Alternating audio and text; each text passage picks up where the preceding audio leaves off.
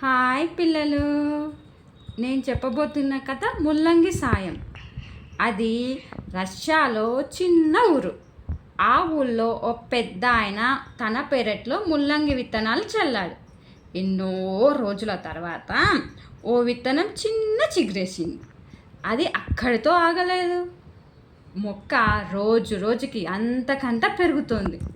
2 నెలల్లో పెద్ద ఆయన కంటే పెద్దగా ఎదిగింది. ముల్లంగిని చూసిన పెద్ద ఆయనకు చెట్టంత ఎత్తు ఎదిగి ఎక్కడికో వెళ్ళిపోయిన తన కొడుకు గుర్తుకు వచ్చేశాడు. రోజు ఆ ముల్లంగి చెట్టు కింద వీలైనంతసేపు గడిపేవాడు. అలా కలకాలం ఆ చెట్టు తన పెరట్లో ఉండిపోతే బాగుండు అనుకునేవాడు.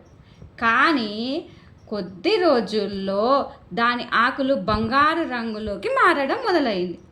రేపు ఉదయాన్నే మొక్కను పీకేయాల్సిందే అనుకున్నాడు. ఆ రోజు రాత్రంతా ముల్లంగితో ఎన్నో రకాల వంటకాలు చేసుకోవాలో ఊహించుకున్నాడు.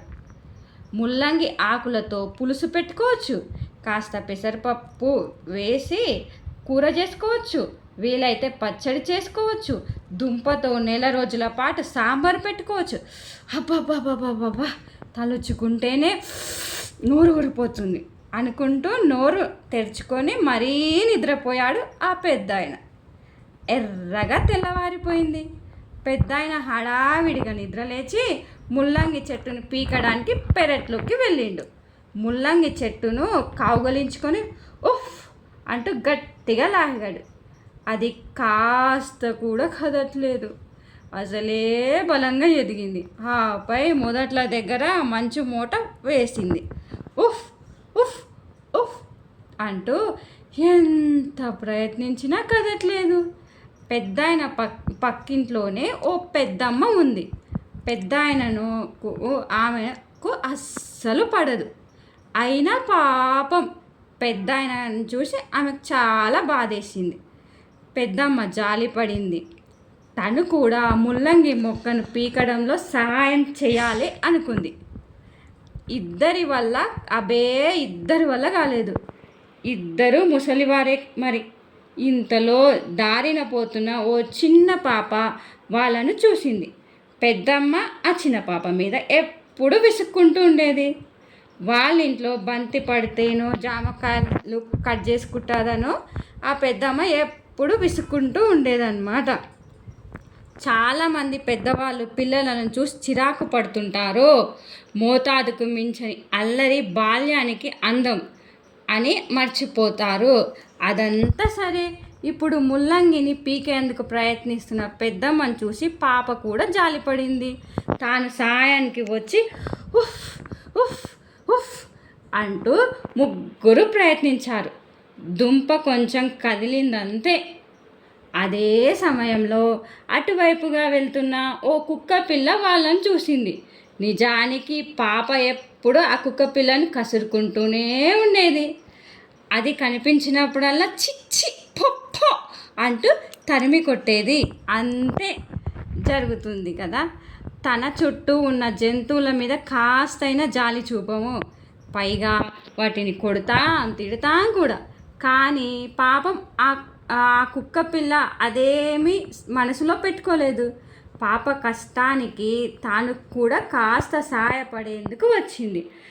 అది కూడా పాపను పట్టుకొని మొక్కను పికిలించే ప్రయత్నం చేసింది. అందరూ కలిసి ఉఫ్ ఉఫ్ ఉఫ్ అంటూ మొక్కను బలంగా లాగారు. పర్వాలేదు, ముల్లంగి కాస్త కాస్త పైకి రావడం మొదలుపెట్టింది. ఇంకో చెయ్యి కనుక పడితే అది ఇంకా బయటకు వచ్చేస్తుంది. ఇదంతా పెద్దాయన ఇంటి పై కప్పు మీద పడుకొని ఉన్న పిల్లి కూడా చూసింది. అక్కడ ఉన్న కుక్కను చూస్తే పిల్లికి భలే భయం. తానెప్పుడు కొరికి హింసిస్తుంది. అలాగే జరుగుతుంది కదా. మనకంటే బలహీనమైన వాళ్ళని చూస్తే వాళ్ళను ఏడిపించి కానీ ఊరుకోం. కానీ ఇలాంటి కష్ట సమయంలో తన సహాయం చాలా అవసరం అనుకుంది పిల్లి. వెంటనే తను ఓ చెయ్యి వేసింది. దాని వెనకాలే దాని శత్రువైన ఓ ఎలుక కూడా వచ్చేసింది. అంతా కలిసి ఉఫ్ ఉఫ్ అంటూ మొక్కను లాగారు. అంతే చటుక్కున బయటకు వచ్చేసింది.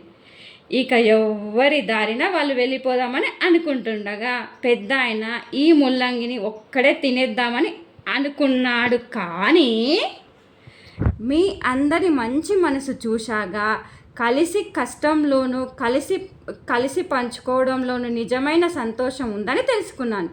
దయచేసి నా ఆతిథ్యం స్వీకరించి వెళ్ళండి అంటూ వాళ్ళను విందుకు ఆహ్వానించారు. అందరు కలిసి ఆడుతూ పాడుతూ ముల్లంగితో రకరకాల వంటలు చేసుకొని తిన్నారు. ఇక మీదట పొరుగున ఉన్న పెద్దమ్మతో గొడవ పెట్టుకోవద్దు అనుకున్నాడు పెద్ద ఆయన. ఇక నుంచి పాపను కోపగించుకోవద్దని తీర్మానించుకుంది పెద్దమ్మ. ఇకపై కుక్క పిల్లను తరిమేయకూడదు అని నిశ్చయించుకుంది పాప. రేపటి నుంచి పిల్లి వెంట పడకూడదని నీ ఒట్టు పెట్టుకుంది కుక్క. అలా ముల్లంగి తనకు తెలియకుండానే వాళ్ళందరికీ మంచి చేసింది, వాళ్ళందరినీ కలిపేసింది.